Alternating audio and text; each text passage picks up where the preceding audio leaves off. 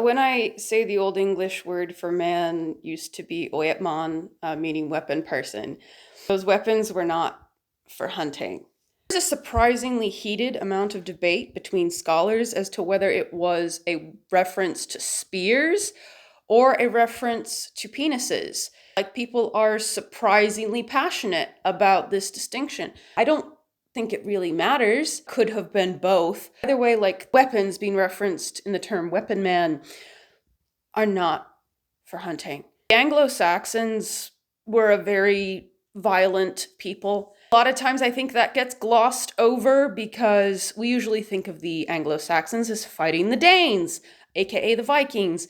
And they did a lot of that. The Vikings were actually fantastic for the unification of the Anglo-Saxons. Nothing unites men like a common enemy, as the saying goes.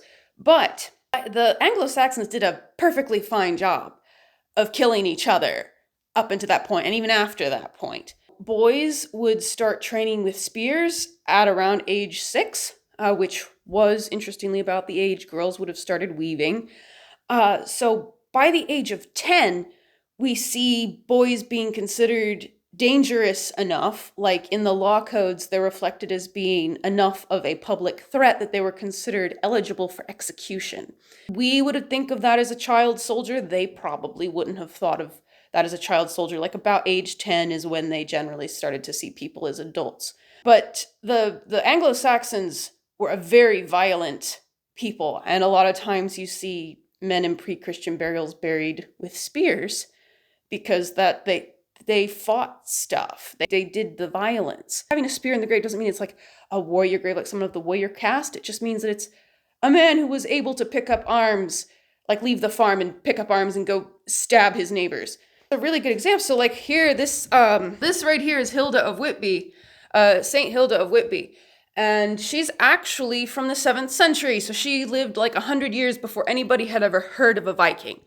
Okay? And she was born in Northumbria. She was a member of the Dietary royal line. Her father was murdered. Murder happens so often to early Anglo-Saxon kings, you could practically consider it natural causes. Like, it happened a lot. But she ended up having to flee Northumbria, flee Britain with her sister, and she went to France. She had to leave the country because of other Anglo-Saxons. It wasn't the Vikings. Nobody had heard of the Vikings at the time that she lived. Anglo-Saxons, very violent people.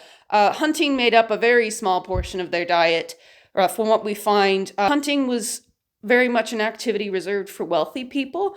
The average man didn't have a lot of time to hunt, at least based on what we have in like the bone record and the dietary records that we've been able to piece together through archaeology. I find it helpful to try to suspend judgment when I'm looking at the morality of historical people groups.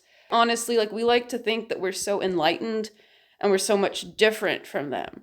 We're not. We just live in a world that allows us to behave better at lower cost to ourselves. We aren't starving on a daily basis, for one thing, at least here in the West. Like, we have a problem with overnutrition, actually, versus undernutrition, which is what the vast majority of humans have dealt with for the vast majority of history. I try not to make too many moral judgments, at least when I'm reading about it. I'll make a moral judgment after I learn everything. But yeah, the weapons weren't for hunting.